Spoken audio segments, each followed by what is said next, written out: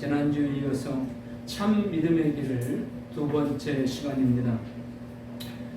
어느 날 사오정이 학교의 수업 시간에 자꾸 친구와 장난을 치면서 선생님 말을 듣지 않습니다. 그러다가 역사 시간이 됐는데 잠을 꾸벅꾸벅 졸고 있습니다. 그래서 선생님이 야단칩니다. 사오정, 왜 그렇게 졸아? 그랬더니 벌떡 일어나더니 선생님 저 안 졸았어요. 그래? 그러면 내가 물어볼게. 방금 내가 한 말인데 얼마나 기억하는 것 보다 하면서 안중근 의사를 누가 죽였냐? 그랬더니 사오정이가 대뜸 눈을 크게 뜨면서 선생님 제가 안 죽였어요. 완전히 그 교실이 뒤집어졌습니다. 도저히 이 사오정을 어찌할 수가 없어서 선생님은 아버지를 모시고 오라고 했습니다. 다음날 아버지가 오셨어요. 그래서 아버지에게 사실을 이야기했습니다. 이 사오정이 요즘 친구들하고 자주 장난을 하고 수업에 집중도 하지 않고 어제는 역사 시간에 졸기에 안중근 의사를 누가 죽였냐고 그랬더니 자기가 안 죽였다고 눈을 부릅뜨면서 큰 소리 쳤습니다. 혹시 집에 무슨 일이 있습니까? 물어봤습니다. 아버지가 아닙니다. 아무 일도 없습니다. 요즘 걔가 몸이 좀 안 좋아서 병원에 다니긴 하는데 걔가 안중근 의사를 죽일 리가 없습니다. 이렇게 대답을 하더라는 겁니다. 사람의 말을 잘 알아듣지 못하고 엉뚱한 소리를 하는 사람, 그런 사람을 우리가 사오정이라고 합니다. 그런데 우리가 신앙적으로도 그렇게 된다는 겁니다. 창조주 하나님의 뜻을 이해하지 못하고 사오정 이 부자처럼 이 아버지 아들처럼 자꾸 다른 말을 하면서 사는 인생. 오늘 이게 우리의 모습이 아닌가. 하나님께서 말하시는 의도하신 뜻은 전혀 이해하지 못하고 엉뚱한 소리를 하면서 사는 우리의 모습들이 아닙니다. 그래서 우리에게 필요한 믿음은 주여 주여가 아니라 참 믿음이라는 겁니다. 아브라함을 부르시는 이 짧은 과정을 통해서 하나님은 참 믿음이 무엇인가를 세 가지를 말씀하십니다. 지난주에 첫 번째를 같이 은혜를 나눴습니다. 말씀을 쫓아가는 것이 참 믿음의 길이다. 감정이 아닙니다. 느낌이 아닙니다. 기적이 아닙니다. 표적이 아닙니다. 병 고침이 아닙니다. 기도 응답이 아니고요. 사업이 잘 되고 직장에서 뭐 잘 되고 그게 아닙니다. 하나님 말씀을 쫓아가는 것, 이게 참 믿음의 길이라는 겁니다. 개인의 체험, 또 신앙 선배들의 뭐 충고, 이런 것은 절대로 신앙의 절대 기준이 될 수 없습니다. 물론 본이 될 수는 있습니다. 저 장로님처럼 믿어야지, 저 권사님처럼 믿어야지, 이렇게 본이 될 수는 있지만 그러나 절대 기준은 될 수 없다는 겁니다. 우리의 신앙의 절대 기준은 오직 하나님의 말씀인 성경뿐이라는 것을 믿으시기 바랍니다. 하나님이 말씀으로 창조하셨습니다. 그리고 우리를 거듭나게 하십니다. 말씀을 하십니다. 여러분 아무리 병을 고침받아도요, 말씀에 깨달음이 없으면 거듭나지 못합니다.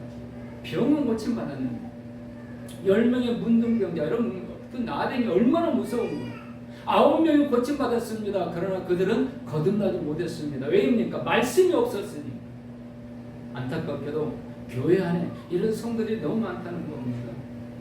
그래서 우리 한국 교회뿐만 아니라 세계 교회에 지금 비상이 걸렸습니다. 왜입니까? 이 코로나가 1년, 2년 가다 보니까 교회 안 나옵니다.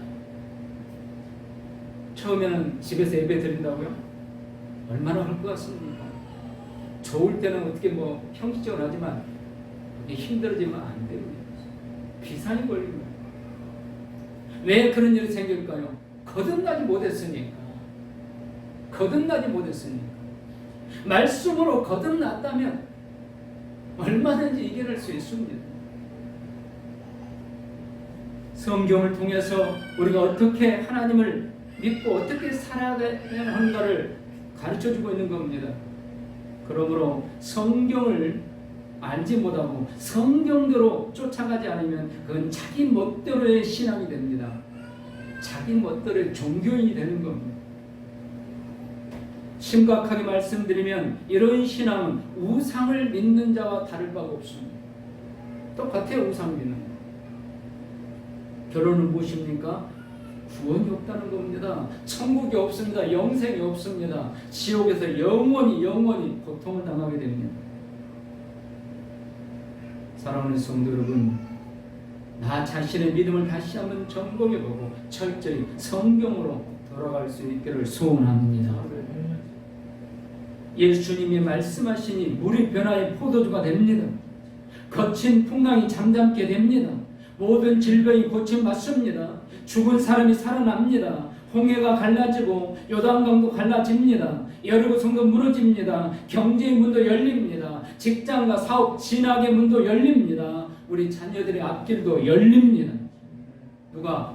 예수님이 말씀하실 때 그 말씀을 듣는 성도들에게, 아멘 하는 성도들에게, 그 말씀이 마음속에 와 깨닫는 성도들에게, 여러분 우리 아무리 인간적으로 노력을 해도요, 자녀들 내 마음대로 할 수 없습니다. 하나님이 하시면 돼요. 이런 생각 많이 하시죠? 왜 저 성도님의 자녀는 저렇게 착하고 신앙생활도 잘하고 그런데 왜 내 자식은 안 될까? 하나님이 하신 거예요. 하나님이 하셔야 돼요. 하나님 말씀을 따르면 하나님이 해 주십니다. 여러분 믿으시기 바랍니다. 이게 한순간에 안 되고 좀 시간이 지체되고 더디고 역경들이 있고 고난들이 있을지라도 결국에는 하나님이 해 주신다는 겁니다. 두 번째로 참 믿음의 길은 순종이 불가능할 때 순종하는 것입니다. 여러분 순종, 진짜 순종은요 누구나 할 수 있을 때 그때 나도 하는 거 그것도 순종입니다. 그런데 참 믿음의 순종은요 도저히 그 말씀대로 할 수 없을 때 하는 게 순종입니다. 하나님께서 아브라함을 오늘 본문은 말씀하니까 아브라함은 몇 살 때 불렀어요? 75세 때 불렀습니다. 75살 때 불러서 고향을 떠나라는 겁니다. 자녀도 없습니다. 새로운 출발하라는 겁니다. 이거 불가능한 일입니다. 75세 때. 그런데 히브리서 11장 8절을 보니까 이때 아브라함이 어땠는가를 보여주고 있어요. 믿음으로 아브라함은 부르심을 받을 때 순종하여 장래 기업으로 받을 땅에 나갈새 갈 바를 알지 못하고 나갔으며, 한마디로 이때 아브라함의 상황을 이야기하고 있습니다. 마음 상황을 이야기하고 있어요. 75세 때 따를 수 없습니다. 그런데 장래 기업을 받을 땅에 나가는데 알지도 못하고 나갔다는 겁니다. 갈 바를 알지 못하고. 이게 순종입니다.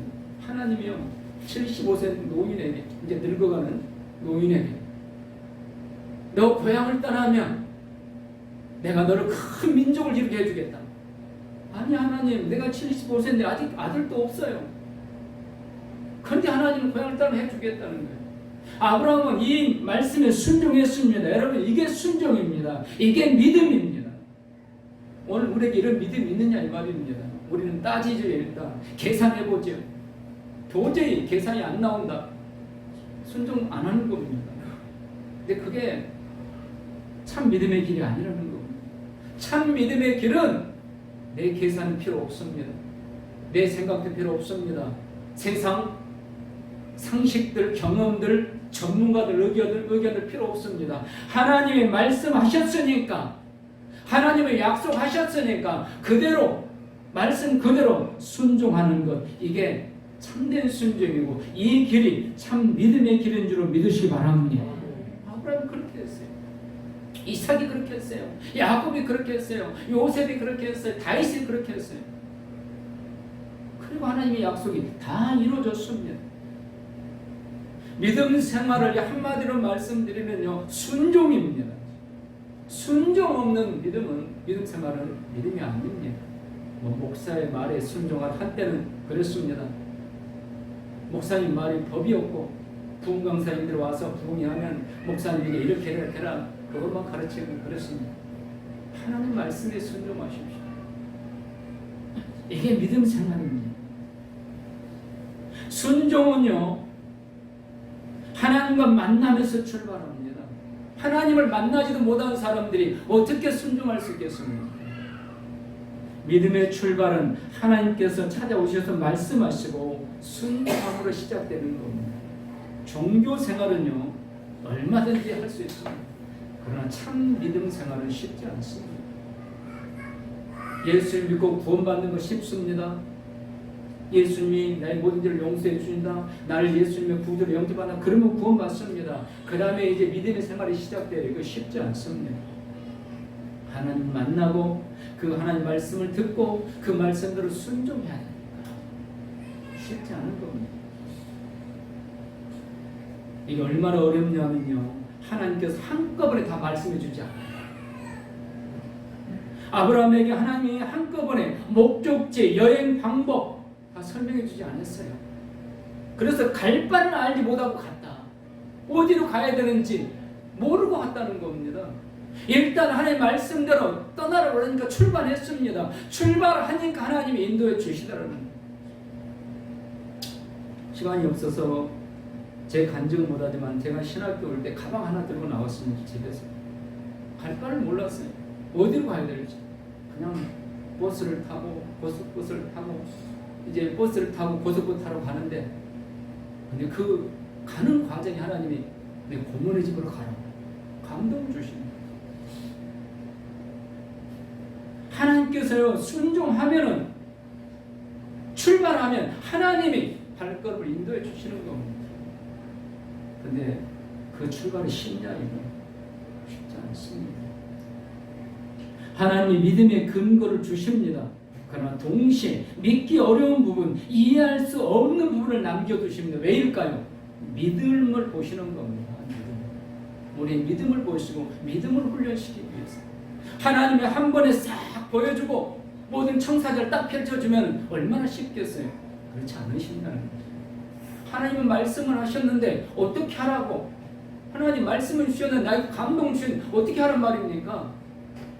근데 그 감동대로 시작하면 하나님이 길을 열어주십니다. 이게 아브라함이 그랬습니다. 그래서요, 우리의 믿음은요, 무엇을 알고 있느냐가 아닙니다. 누구를 알고 있느냐가 중요해요. 내가 하나님을 알고 있는가? 하나님을 알고 있다면 얼마든지 우리는 순종할 수 있습니다. 하나님을 모르니까 순종 못하는 거죠. 하나님 말씀에 순종하면 그때부터 하나님의 은혜와 능력이 나타납니다. 사람을 붙여줍니다. 길을 열어주십니다. 물질을 채워주십니다. 믿으시기 바랍니다. 믿으십시오. 아브라함에게 말씀하셨습니다. 누구를 붙여줬어요? 조카 롯을 붙여줍니다. 조카 롯뿐입니까? 그의 종들을 붙여줍니다. 종들뿐입니까?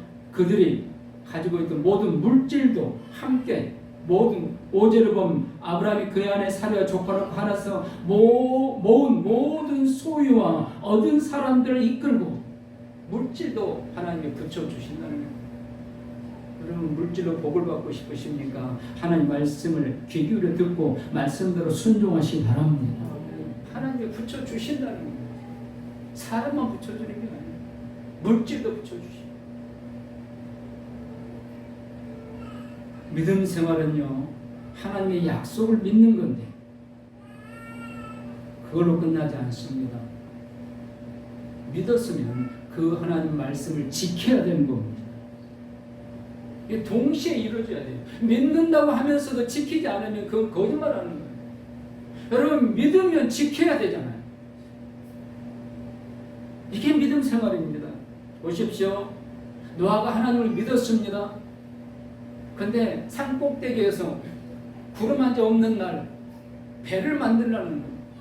120년 동안 노아는 하나님 믿었어요. 그래서 하나님 말씀대로 지켰습니다. 순종했습니다. 그 결과가 무엇입니까? 그 가족이 구원받았습니다. 하나님 믿으니까 그 말씀대로 순종하고 그 결과는 구원입니다. 순종이 없으면, 말씀을 지키는 게 없으면 구원이 없다는 겁니다. 아브라함에게 하나님의 독자 이삭을 번제로 바치라고 합니다. 세상에 이런 법이 어디 있습니까? 100살 때 아들 주셔놓고 이제 120 정도 되게 아들이 이제 청년이 됐는데 그 아들을 죽여서 번제물을 바치라. 하나님이 어떻게 이렇게 하실 수 있습니까? 하나님은 잔인한 하나님이 아닌데, 주었다 뺏어가는 하나님?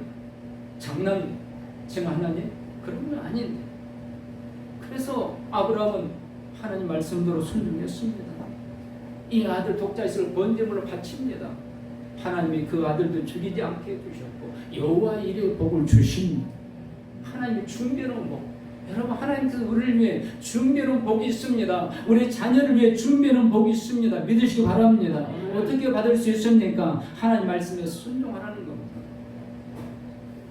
여러분, 우리가 독자를 바친다. 좀 그럴 정도의 순종이 있어야 된다는 거예요. 우리는 그만한 믿음도 없으면서 여호와 이르의 복을 달라고. 오늘 우리는 이런 우리 믿음은 아닙니다.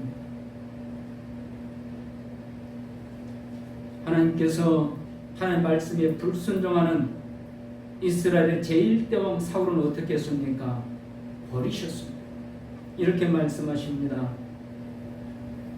순종이 제사보다 낫고 듣는 것이 수양의 기름보다 나으니 이는 거역하는 것은 사술의 죄와 같고 완고한 것은 사신 우상에게 절하는 죄와 같음이라. 왕이 여호와의 말씀을 버렸으므로 여호와께서도 왕을 버려 왕이 되지 못하게 하셨나이다.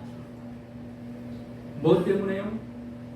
왕이 하나님 말씀을 버렸으므로 하나님도 버렸다는 겁니다. 여러분, 우리가 입으로 주여 주여 하면서 하나님 말씀을 지키지 않으면, 순종하지 않으면 하나님을 버리는 거예요. 말씀을 버리는 거예요. 듣는 게 다가 아닙니다. 듣고 깨달았으면 이제 그걸 지켜야 돼요. 그러지 않으면 하나님도 버리신다는 겁니다. 불순종은 버림받게 됩니다. 열왕기하 5장에 보면 아람 대국의 나아만 장군이 문둥병에 걸려서 고쳐달라고 이스라엘을 찾아옵니다. 그때 엘리사 선자가 뭐라고 이야기합니까? 저 요단강 가서 7번 씻어요. 이 나아만 장군이 엘리사의 말대로 순종했습니다. 그 무서운 나병이, 문둥병이 깨끗이 치료받은 줄로 믿습니다. 여러분, 하나님 말씀에 순종하고 엘리사의 말에 순종했듯이 주의 종의 말에 순종하면 불치병도 고침 받습니다. 어떤 약함도 치료는 받습니다. 순종은 인간들에게 없는 방법으로 역사하시는 하나님의 능력의 손을 움직이게 하는 키입니다. 인간에게 없는 능력, 그 방법들, 그들을 움직이게 하는 키가 뭔가? 바로 순종이라는 겁니다. 사도 바울이요, 선교사장. 사도 바울은 교회 목회도 했습니다. 에베소 교회에서. 그런데 그 거대한 교회를 후임자에게 이막 선교를 갑니다. 그런데 어느 날 성령님께서 자기가 바울이 원하는 그 아시아 쪽으로 선교하는 것을 막습니다. 그리고 기도하는데 환상 중에 저 마게도니아 유럽에서, 지금 말하면 이탈리아의 그 한쪽 도시가 있는데 그 마게도니아에서 와서 도와달라고 손짓하는 게 보이는 거예요. 그래서 자기의 모든 계획을 아시아로 맞춰줬습니다. 자기의 동역자들을 아시아 간다고 그렇게 기도해달라고 이야기했습니다. 그런데 성령의 뜻에 의해서 그는 방향을 바꿉니다. 유럽으로 갑니다. 그래서 유럽에 기독교가 들어옵니다. 오늘 유럽에 이 부강한 유럽이 된 초석을 바로 이때 놓게 됩니다. 하나님 말씀의 순종입니다.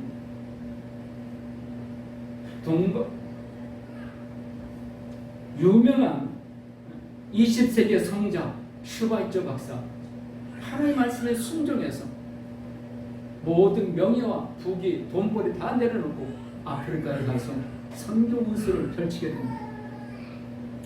우리나라 초기 선교사님 중에 유명한 분 중에 한 분이 언더우드 선교사님이십니다. 이분은요 20대 중반 때 우리나라로 선교 계획이 전혀 없었습니다. 미국의 큰 교회에서 담임 목사로 청빙을 받았습니다. 그리고 이제 그거 허락하려고 내가 그 교회 가서 목회를 하겠습니다. 그리고 편지를 써서 우체통에 집어넣으려고 하는데 그때 집어넣으려고 하는 그때 성령의 음성이 들은 겁니다. 너는 왜 저 동방에 코리아라는 그 조그만 나라에 네가 가지 않고 네 친구들을 보내려고 하느냐? 네가 가라. 큰 교회에서 담임 목사로 청빙을 받았는데 그걸 내려놓고 우리 한국으로 온 겁니다. 알지도 못하는 한국.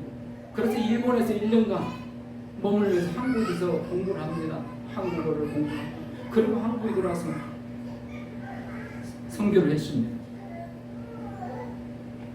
지금 서울에 있는 세문안교회, 역사와 전통이 있는 세문안교회입니다. 국가에서 보호해주는 국보급 교회입니다. 바로 이 선교사님 세운 교회입니다. 연희 전문학교, 세브란스 병원, 전부 이 선교사님 주도에 세운 겁니다. 평택에 가면 피의성 신학교가 있습니다. 바로 이 선교사님이 세운 겁니다. 평양 장로교 신학교, 유명한 신학교입니다. 지금 우리 총신부와 통합적으로 갈라진 전신입니다. 바로 이 선교사님이 주도에서 세운 겁니다. 뿐만 아닙니다. 성경 번역 사업에도 큰 기여를 했습니다. 한국 최초로 찬송가를 발행해냈습니다. 한국어. 한영사전, 영안사전을 편찬했고 한국의 소명이라는 책도 편찬했습니다. 하나님께 순종하니까 하나님께서 이렇게 인도하셔서 쓰시는 겁니다. 그래서 오늘 우리가 의료 혜택을 입고 우리가 이렇게 구원의 복음을 듣고 사는 겁니다. 사랑하는 성도 여러분, 믿음 생활은요, 새로운 생활 양식으로 바꾸지는 겁니다. 지금까지 모든 생활 풍습을 버리는 겁니다. 제사, 사주, 점, 궁합, 아직도 뭐 타로 점을 보고 궁합을 보는 분들이 있습니까? 그럴 시간이 있으면 말씀으로 자녀들 축복해 주십시오. 하나님의 말씀이 있는 그곳에 능력을 베푸시고 기적을 일으키신다는 것을 믿으시기 바랍니다. 말씀으로 축복해 주면 말씀이 떨어진 그곳에 하나님의 능력이 임합니다.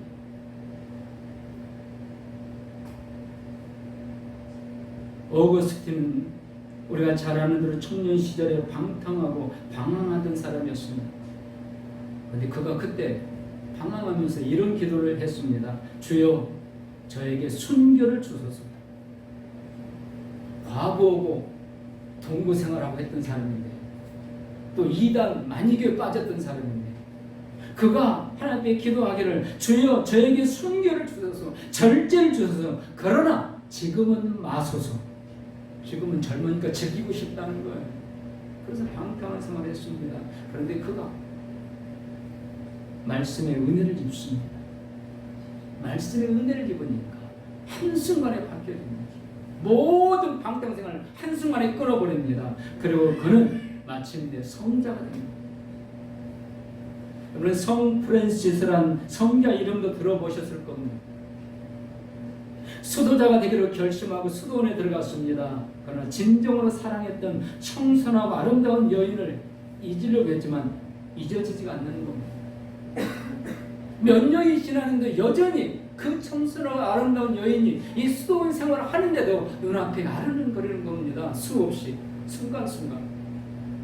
어느 눈 오는 한 겨울 추운 겨울에 밖에 나가서 눈이 쌓여있는데 거기에 어른 눈사람 하나 만들었습니다. 그리고 그 옆에다 어린아이 눈사람 몇 개 만들었습니다. 그리고 한참 그 눈사람을 바라보면서 행복한 미소를 짓습니다. 그리고 잠시 후에 수도원 안으로 들어가서 스스로 장례식을 집행합니다. 자기 자신의 장례식. 밖에 있는 눈사람은 자기 아내와 자기의 자녀를 꿈을 꾸고 행복한 미소를 지었는데 이제 이런 프랜시스는 죽었다. 그래서 자기 자신은 죽었다는 장례식을 집행하게 됩니다. 하나님 말씀에 순종하기 위해서 세상 모든 것을 다 끊어버리는 이런 결단의 믿음, 순종, 바로 이것이 참 믿음의 길이라는 겁니다. 오늘 우리를 유혹하는 길 얼마나 많습니다. 그것들을 단호히 끊고 순종의 길로 나아갈 수 있기를 주님의 이름으로 축원합니다.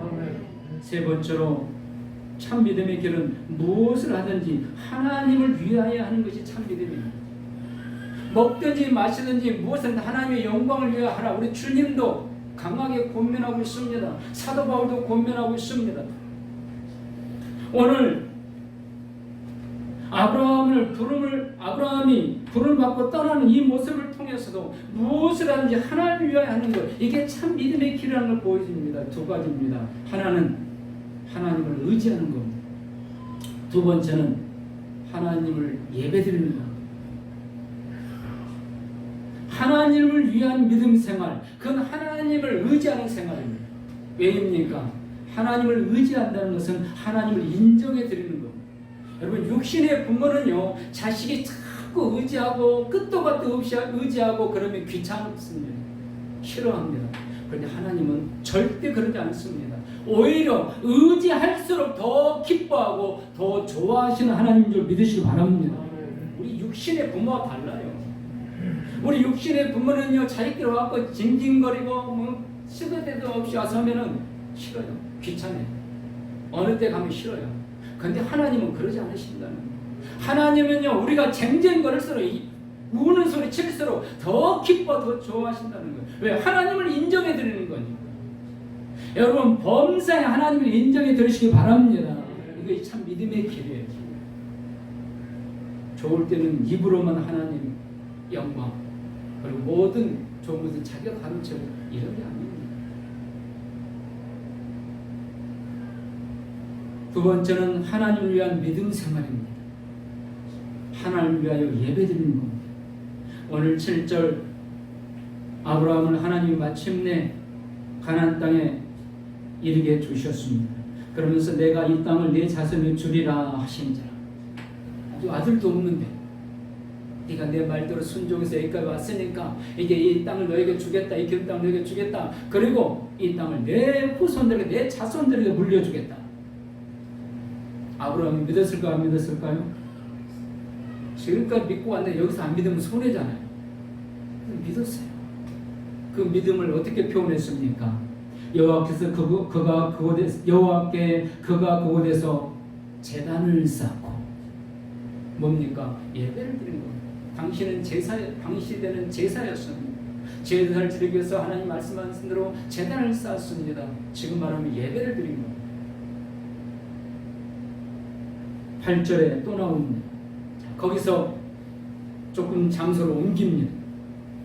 거기서 베델 동쪽 산으로 옮겨 장막을 치니 서쪽은 베델의 동쪽은 아니라 그가 그곳에서 여호와께 제단을 쌓고 여호와의 이름을 부르더라.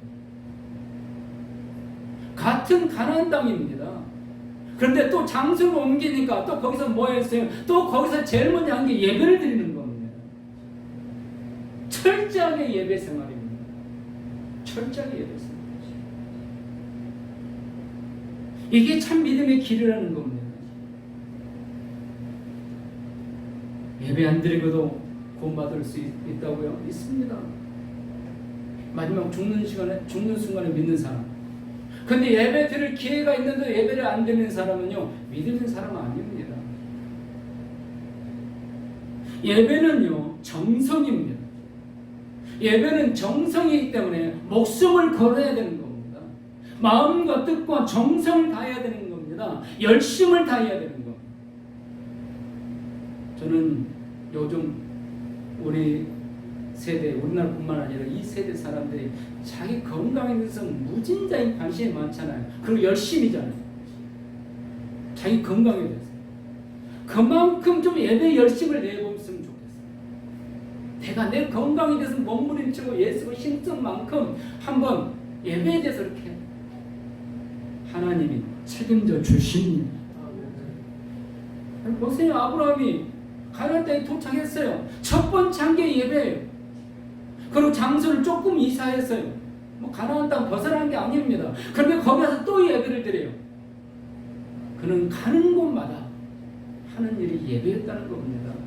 첫 번째 하는 일이 예배였어요. 믿음의 표현이었습니다. 하나님이 이렇게 약속해 주셨으니 내가 이 약속 하나님이 이루실 줄 분명히 믿는다. 그래서 하나님 앞에 영광 올려드리는 겁니다. 이게 예배입니다. 여러분, 예배는요, 나를 위한 게 아닙니다. 하나님께 영광 올려드리는 거예요. 그래서 예배는 우리가 정성을 다해야 되는 거예요. 나를 위한 건 대충 해도 돼요. 하나님을 위한 거기 때문에 대충 해서는 안 되는 거예요. 정성을 다해야 돼요. 바로 이것이 믿음의 길이에요. 그래서 예배는 그 성도의 믿음의 척도입니다. 예배를 잘못 드린다, 믿음 좋은 성도 될 수 없습니다. 근데 예배 정말 목숨 걸고 정말 지극정성 다 예배를 드린다, 분명 믿음 좋은 성도입니다. 아무것도 못해도 아무 능력도 없어도 하나님은 기뻐하시는 거예요. 그래서 요한복음 4장에 하나님이 찾으시는 자에 말합니다. 하나님이 찾으신 것, 신령과 진정으로 예배 드리는 자 믿으시기 바랍니다. 아멘. 여러분, 이 시대는 더욱더 그래요. 앞으로 시대도 더욱더 그렇습니다. 하나님이 찾으시는 자 다른 사람이 아닙니다. 신령과 진정으로 예배 드리는 자. 말씀을 마칩니다. 참 믿음의 결론, 하나님 말씀을 따르고 절대적으로 순종하고 하나님을 위한 그런 신앙생활을 하면 그 결론이 우리에게 어떻게 옵니까? 참 행복이 옵니다. 참 안식이 옵니다. 참 평안이 온다는 것을 믿으시기 바랍니다. 그래서 예배드리고 나면 마음이 평안해지는 거예요. 기쁨이 생겨요. 자신감이 생겨요. 뭔가 될 것 같은 막 그런 마음이 솟아올라요. 이게 예배의 축복입니다. 이게 참 믿음의 축복입니다. 이런 성도는 영생이 있습니다. 하나님의 칭찬이 있습니다. 상급이 기다리고 있다는 것을 믿으시기 바랍니다. 저 어려운 중에 모든 성도님들의 자손 처제까지 참 믿음의 길로 나아가서 하나님의 칭찬과 상급을 받을 수 있기를 주님의 이름으로 축원합니다. 기도하시겠습니다.